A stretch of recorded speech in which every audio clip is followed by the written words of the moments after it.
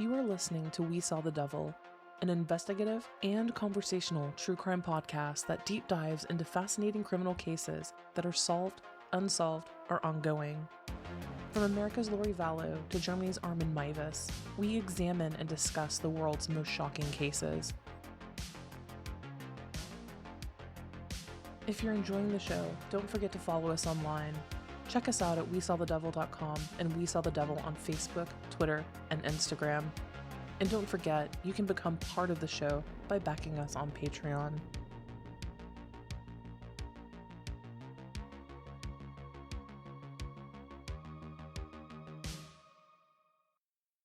Hello everyone, you are listening to We Saw the Devil. This is Robin, and as promised, I am here with the runner-up selection for my Halloween episode.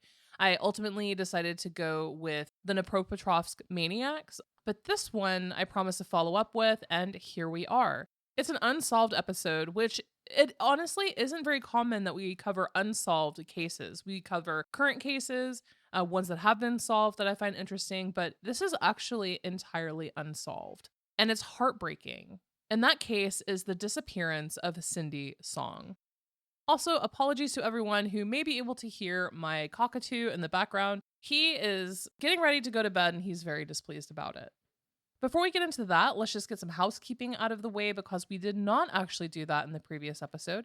Again, you are listening to We Saw the Devil. You can find us at WeSawTheDevil.com, where you can find all of our social media accounts like Facebook, Twitter, Instagram, as well as our Patreon. If you're interested in financially backing the show, you can do so there or by going to patreon.com/We Saw the Devil. And don't forget, you can go to WSDlove.com and from there fill out a really quick snarky survey. It takes all of 10 seconds, and then you're entered into a drawing for free shit. Everyone loves free shit, whether it's a sticker, true crime swag. Go there, enter, and then once every month, I will be picking someone to send something to, send free shit to. Coming up, guys, Brittany and I will be doing an episode on the Dateline episode on Lori Vallow that aired the other night. It was absolutely crazy, and we actually learned a lot of new information, which I thought the document dump was intense to begin with, but a lot of stuff actually surprised me from that episode. So we will be getting that out later this week as well. But today, this is the disappearance of Cindy Song. So let's get right into it. Hun Jong-song was born on February 25th, 1980 in Seoul, South Korea. She spent the first 15 years of her life there before her mother, determined to give her better opportunities in life, sent Hun to live in the United States with her aunt and uncle in Springfield, Virginia. She was extremely studious, and her high grades exhibited that work ethic. She was also a student athlete, playing tennis and running track. She fell head over heels in love with the arts, writing many blog posts about films, art, or music that she found personally meaningful. Hun was also fiercely loyal to those that she loved, but also incredibly independent. Her hard work paid off, and she was accepted into Pennsylvania State University, where she immediately decided to major in integrative arts, a degree that more or less combined science, engineering, and communications. In her later high school years, friends and family came to know her as Cindy Song. In October of 2001, Cindy was a senior hoping to graduate the following semester. She somehow had managed to work 2 part-time jobs in between her grueling degree program. She and a boyfriend, Richard Che, had gotten their own off-campus apartment at State College Park Apartments. Unfortunately, Richard had abruptly broken things off the month before, literally said, "I'm leaving, this isn't working, peace," and moved entirely out of the apartment. Cindy took it exceptionally hard, but didn't exhibit any alarming behaviors to those around her. It seemed to pretty much everyone that she was doing fine and realized that the next chapter of her life was just starting to come into reach. She got a new roommate named Young-gu Kim, and the two quickly and naturally bonded, becoming friends. Not best friends, but friends to the point where they would hang out and talk. Cindy started going to therapy and also taking medication. And at this time, her blog posts began to reflect more personal aspects of her life, like her mental health struggles, her relationship woes, and also her ability or lack of ability, shall I say, to love herself. She wrote very openly about these things. She focused on work and school and even applied to a graphic design internship for the spring semester and also bought a new computer for that upcoming endeavor. And most of all, I mean, remember, guys, this was back in 2001. She was mostly excited for the Britney Spears concert that she had just bought tickets to. Halloween was one of Cindy's favorite holidays, and that year she decided to spend it with two of her best friends, Stacy Paik and Lisa Kim. Her new roommate, Youngoo Kim, also known as Catherine. Most of her friends called her Catherine, so that's how I will be referring to her for the remainder of this episode. Catherine was away visiting family in Philadelphia. Because of her busy schedule, Cindy had not prepared a Halloween costume whatsoever, so she decided to go with the easiest route. Pink top, white tennis skirt, bunny ears, and a homemade bunny tail. She also put on really long eyelashes. Later that evening, she met up with Stacy and Lisa, and together the three women went to the Players Nightclub, a local dance club that was popular with other Pennsylvania State University students. The club was hosting a Halloween party, and Cindy and her friends stayed there, drank, and danced until roughly 2 a.m. From there, they went back to Stacy's house to wind down and play some video games. After roughly 2 more hours, around 4 a.m., Cindy's friend Stacy Paik offered to drive her home, so the two got into her car and drove over to the State College Park apartments after grabbing snacks at the Unimart. The two friends exchanged farewells, and Stacy Paik watched as Cindy Song exited the car and began walking down the sidewalk and then up the staircase to her apartment. Stacy then pulled away and returned to her own apartment. The night rolled on, and Catherine Kim, Cindy's roommate, returned to the shared apartment later that next morning, November 1st. It was empty. Cindy wasn't concerned, as the two didn't keep constant tabs on one another's schedules. Like I said, they were close, but not, BFF close. It was after no one had seen or heard from Cindy Song for 2.5 days that people started to become worried. Missing work and class was so outside of her realm, and it became clear that something just wasn't right. When Cindy missed her Saturday shift at the Seoul Korean Garden restaurant, friends immediately called the police to report her missing. Police from the Ferguson Township Police Department came to the State College Park apartments, interviewed Catherine, and took the report. Because it was on a weekend, investigators were not available until Monday. So we're already, first 48, we're already falling behind here. It wasn't until Monday that lead investigator Brian Sprinkle got the case. He interviewed Stacy Paik, Lisa Kim, Catherine, and other friends and co-workers of Cindy Song. After obtaining all of the details from Halloween night, they were able to discern that at some point after being dropped off, Cindy Song had likely made it into the apartment. Investigators officially searched Cindy and Catherine's apartment on Monday, November 5th. Again, that's 4 days after Cindy Song was last seen. They discovered that the small backpack that she had with her at the club that night on Halloween night was stuffed under her bed. The eyelashes that she had worn that night were on the counter on the bathroom vanity. The Britney Spears concert tickets were pinned to a board in her room. However, some items were not present. Cindy's phone, ID, purse, and wallet were nowhere to be found. The lead investigator said, quote, "We know that whenever she left the apartment, she was wearing the clothes she had on that night. We also know that her purse, her pocketbook, or whatever she had with her that evening that contained her driver's license and credit cards were with her too, because we could not locate those in the apartment." Police quickly learned of the breakup with her ex-boyfriend, Richard Che, and he was immediately pinned to their radar. But they quickly cleared him, with Detective Sprinkle saying, quote, "There wasn't any indication that he was involved in any way." Police then started raking over Cindy's blog, trying to glean any information whatsoever that would aid in the investigation. Could she have run off and self-harmed, devastated by the breakup? That was unlikely. There were a few posts that caught their attention. A few posts highlighted her recent use of marijuana and ecstasy, but her friends said that she had just experimented and that she was far from being an actual addict. With her parents and extended family in South Korea, her circle in the United States was actually very small. Investigators then began to consider other options, such as abduction or something far more grisly.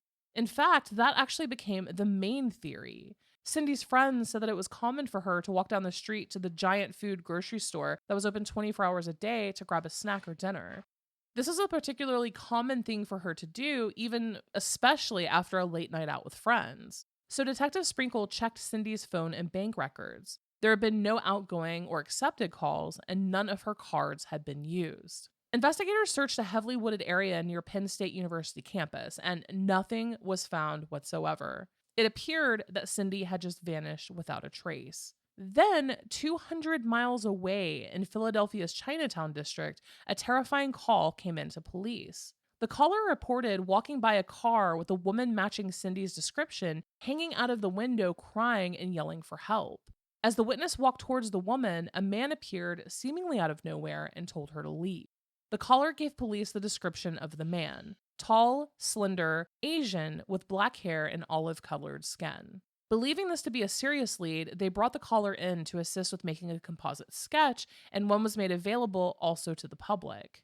However, the witness ended up changing their story numerous times, so the police decided to let that lead go. And that was it. Cindy Song was gone. The police were left with a missing persons case with no leads whatsoever. There was evidence that she had made entry into her apartment and then left again. Where did she go? Did she make it to the grocery store? Was she abducted on her walk? The case went cold.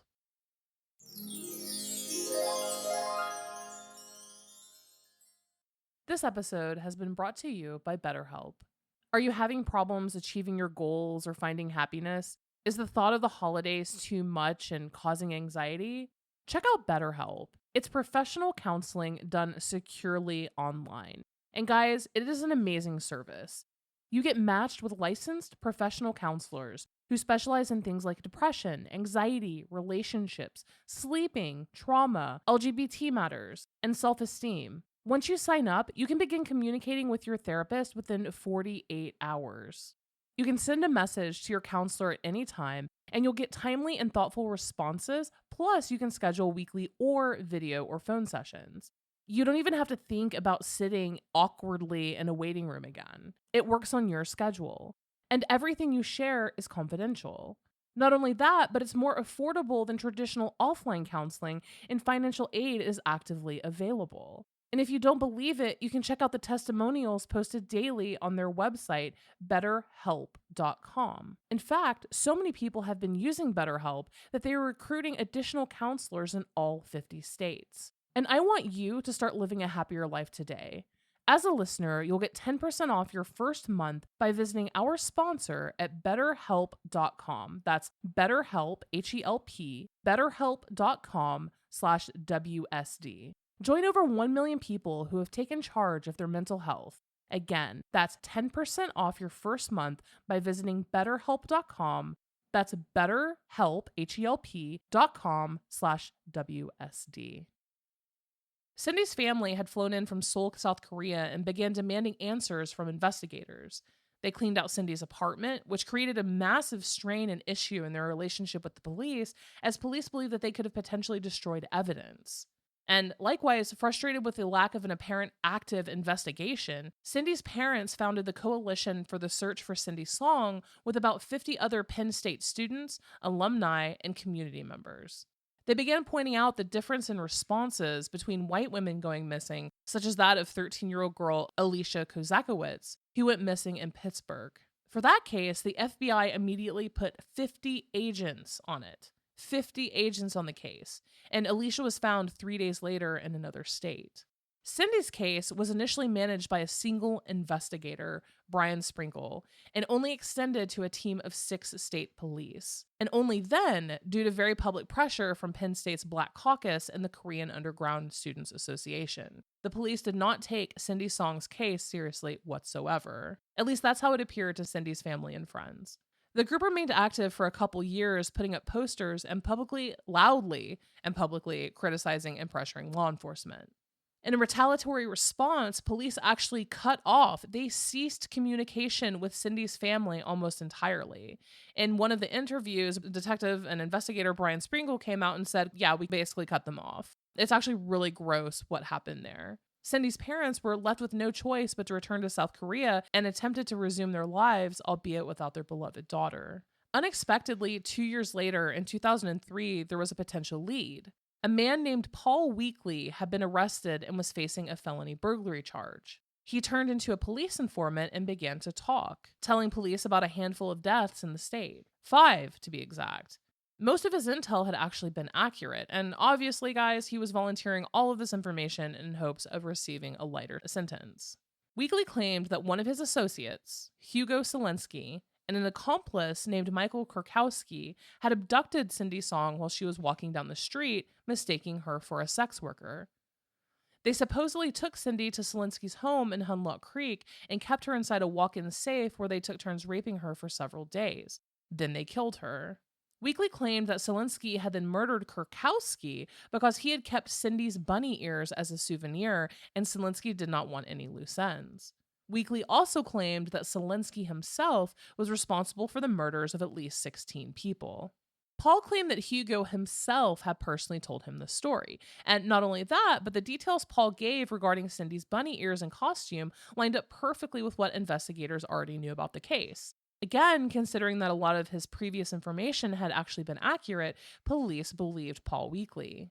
So investigators descended upon Hugo Selinsky's upscale Hunlock Creek home. It was huge. His home was huge and absolutely beautiful. And what they found shocked everyone. In the backyard, investigators found the charred remains of at least 5 people. So obviously, Hugo Selinsky was, arrested and taken into custody.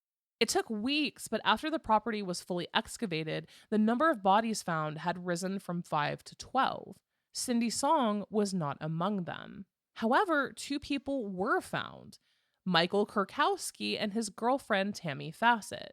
Kurkowski was a pharmacist who was awaiting sentencing for running a black market drug ring, and he was also Selinsky's supposed accomplice who helped abduct and assault Cindy Song. Michael and Tammy went missing while Michael was awaiting sentencing, and police had honestly just assumed that they were both on the run. Investigators also found bone fragments in a burn pit that belonged to Frank James and Ade Kyler, 2 well-known drug dealers from that area. Again, Cindy Song was not located on the property, nor any of her personal effects.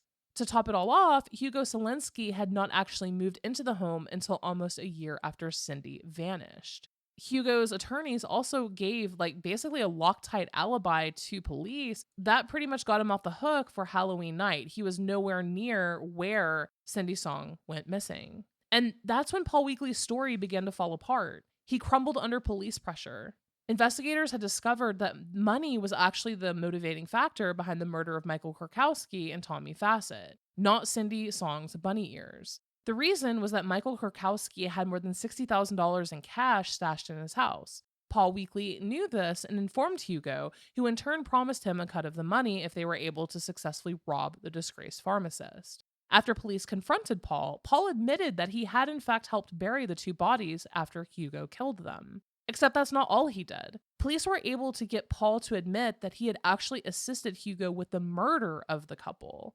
However, police were unable to discern who it was that pulled the trigger. But what about Cindy Song?